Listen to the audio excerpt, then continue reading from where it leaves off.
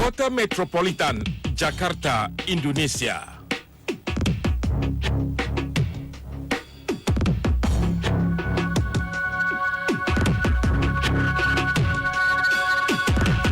Indonesia berpopulasi lebih daripada 240 juta dan 8 juta daripada mereka tinggal di kota besar Jakarta, kota macet, kota moden. Bagaimanapun kajian tempatan menunjukkan lebih daripada 32 juta rakyat Indonesia hidup di bawah garis kemiskinan.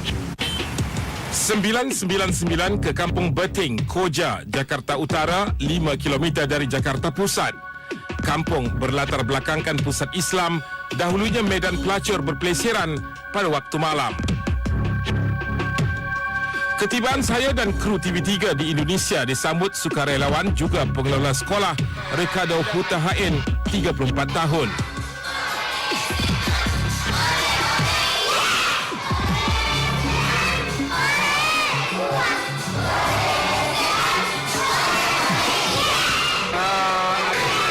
Pelajar sekolah ini berusia di antara 3 dan 17 tahun mengikut sesi ditetapkan. Kesemua mereka tidak memiliki akta sijil kelahiran.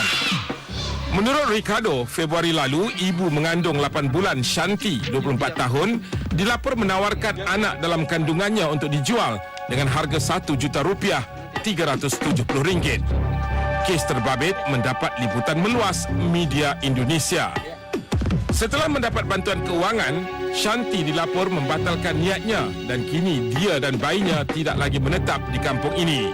999 kemudian ke Ibu Pejabat Polis Daerah Metro Polres Jakarta Utara merakamkan kenyataan Kepala Unit Perlindungan Wanita dan Anak Ajun Komisaris Sri Pamuji Ningsih. Memang belum ada transaksi karena baru menawarkan, itu pun nggak ada yang merespon bagaimana polisi mau mengadakan upaya penyidikan kalau memang nggak ada, belum ada kita belum menemukan tindak pidananya. Saya katakan perbuatan ini adalah salah. Bahwa Undang-Undang Perlindungan Anak itu menerangkan bahwa tidak boleh memindahkan anak dari keluarga satu ke keluarga yang lainnya secara ilegal. Ada dasar hukum bagaimana ketika dia harus mengadopsi anak, bagaimana perwalian terhadap anak tersebut. Saya tidak sepakat ketika anak ini diberikan dengan alasan ganti ongkos persalinan. Kampung Beting dan sejarah hitam sukar dipisahkan. Ricardo mendakwa sejak tahun 1990, 25 bayi kelahiran kampung ini dijual dengan harga di antara RM500,000 dan RM1 juta. Ibu si miskin yang berada di Kampung Beting ini, dia harus menjual bayinya karena potret kemiskinan. Yang pertama adalah ketika mereka tidak mampu mengakses kesehatan untuk melakukan persalinan, baik pemerintah harus turun tangan, harus betul-betul serius, berikan akte kelahiran bagi 543 anak, bahkan lebih. Ini adalah hak sipil bagi mereka. Hak sipil di mana hak yang diberikan oleh negara kepada setiap warga negaranya. 999 kemudian bertemu Sekretaris Jenderal Komisi Perlindungan Anak Indonesia KPAI Aris Merdeka Sirait di pejabat beliau di Pasar Rabu, Jakarta Timur. Jadi sejak tahun 2008 kita menerima pengaduan reported ya di Komnas Perlindungan Anak ini ada 30 lebih anak-anak yang dijual untuk hanya karena alasan kemiskinan. Meningkat pada tahun 2009 menjadi 72 kasus ada penjualan bayi itu di bawah 5 tahun. Memasuki tahun 2010 yang cukup menakutkan bagi kita adalah sekitar 26 anak bayi itu sudah dijual dan tujuannya adalah untuk adopsi ilegal. Menurut beliau, selain melindungi hak kanak-kanak, KPAI turut bergiat aktif membantas eksploitasi seks terhadap remaja bawah umur. 2 Oktober lalu, KPAI mendakwa menyelamatkan gadis berusia 12 tahun ini dipercayai dilacurkan selama setahun di Limbang, Sarawak. Lebih mengejutkan, Aris mendakwa 132 gadis berusia di antara 12 dan 14 tahun masih diperdagangkan di lokasi sama. Itu perbatasan antara Brunei dengan Malaysia. Disitulah anak-anak remaja Indonesia ada di situ. 999 kemudian ke Limbang, Sarawak. Biarpun kedatangan kami dihidu awal pelbagai pihak, pelacur berusia 28 tahun berasal dari Pontianak, Indonesia ini berjaya ditemu buah. Umur berapa? Tidak. Tapi terus kapan? 21. Tengah isi paspor. Paspor palsu. Paspor palsu.